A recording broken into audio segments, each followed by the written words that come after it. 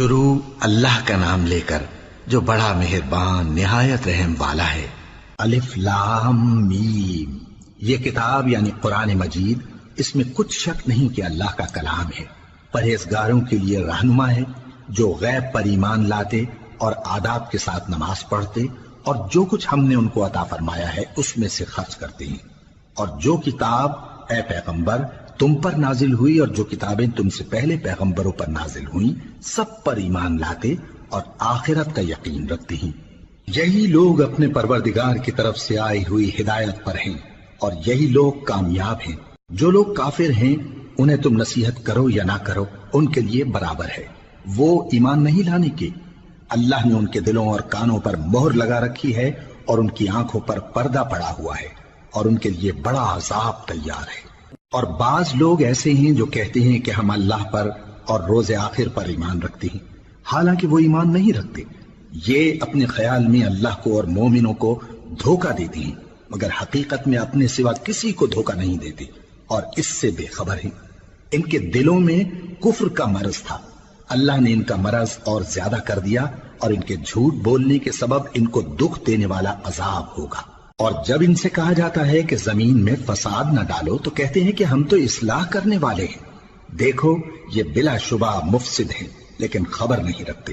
اور جب ان سے کہا جاتا ہے کہ جس طرح اور لوگ ایمان لے آئے تم بھی ایمان لے آؤ تو کہتے ہیں بھلا جس طرح بے وقوف ایمان لے آئے ہیں اسی طرح ہم بھی ایمان لے آئے۔ سن لو کہ یہی بے وقوف ہیں لیکن نہیں جانتے۔ اور یہ لوگ جب مومنوں سے ملتے ہیں تو کہتے ہیں کہ ہم ایمان لے آئے ہیں، اور جب اپنے شیطانوں میں جاتے ہیں تو ان سے کہتے ہیں کہ ہم تمہارے ساتھ ہیں، اور مسلمانوں سے تو ہم ہنسی کیا کرتے ہیں۔ ان منافقوں سے اللہ ہنسی کرتا ہے اور انہیں مہلت دیا جاتا ہے کہ شرارت و سرکشی میں پڑے بہک رہے ہیں۔ یہ وہ لوگ ہیں جنہوں نے ہدایت چھوڑ کر گمراہی خریدی، تو نہ تو ان کی تجارت ہی نے کچھ نفع دیا اور نہ یہ ہدایت یاب ہی ہوئے۔ ان کی مثال اس شخص کی سی ہے جس نے شب تاریک میں آگ جلائی، جب آگ نے اس کے ارد گرد کی چیزیں روشن کی تو اللہ نے ان لوگوں کی روشنی زائل کر دی اور ان کو اندھیروں میں چھوڑ دیا کہ کچھ نہیں دیکھتے۔ یہ بہرے ہیں، گونگے ہیں، اندھے ہیں کہ کسی طرح سیدھے رستے کی طرف لوٹ ہی نہیں سکتے۔ یا ان کی مثال میں کسی ہے کہ آسمان سے برس رہا ہو اور اس میں اندھیرے پر اندھیرا چھا رہا ہو اور بادل گرج رہا ہو اور بجلی کوند رہی ہو تو یہ کڑک سے ڈر کر موت کے خوف سے کانوں میں انگلیاں دے لے۔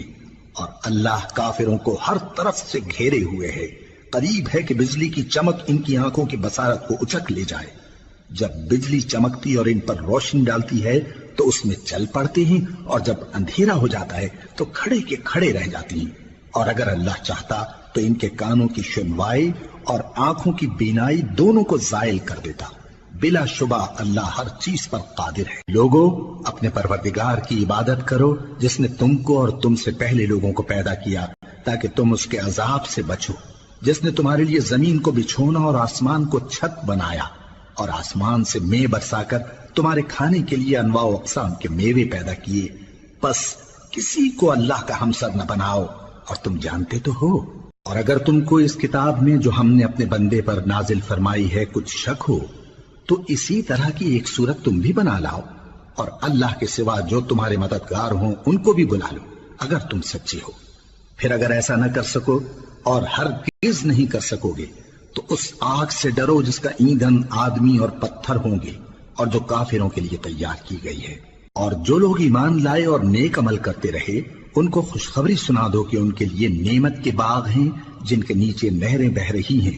جب انہیں ان میں سے کسی قسم کا میوہ کھانے کو دیا جائے گا تو کہیں گے یہ تو وہی ہے جو ہم کو پہلے دیا گیا تھا، اور ان کو ایک دوسرے کے ہم شکل میوے دیے جائیں گے اور وہاں ان کے لیے پاک بیویاں ہوں گی اور وہ بہشتوں میں ہمیشہ رہیں گے۔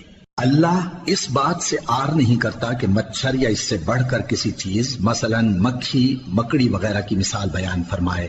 اب جو مومن ہیں وہ یقین کرتے ہیں کہ وہ ان کے پروردگار کی طرف سے سچ ہے، اور جو کافر ہیں وہ کہتے ہیں کہ اس مثال سے اللہ کی مراد ہی کیا ہے۔